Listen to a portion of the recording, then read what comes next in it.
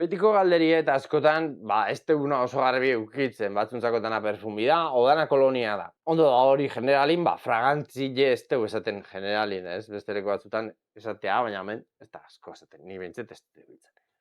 Eau de parfum, eau de toilet, eau de cologne. Gehiago daude, kategoriek.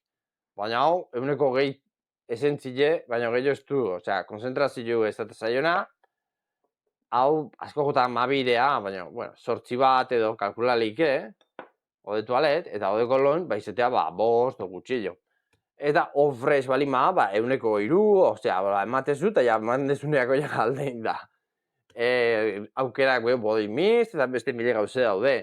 Eta, eau de parfumen gainetiken, azeites esenziales, garaibiatan esentzile, saltzen zen, hemen dendan aspaldi, gaur egun ez da saltzen. Esentzile da, garesti jo, askotan gaina erositek eo zeugre bajatzeko ere izetezan, eta saleako eta intensu zuten ez, segun ze sustantzi, ez da hain nahi biltzeko.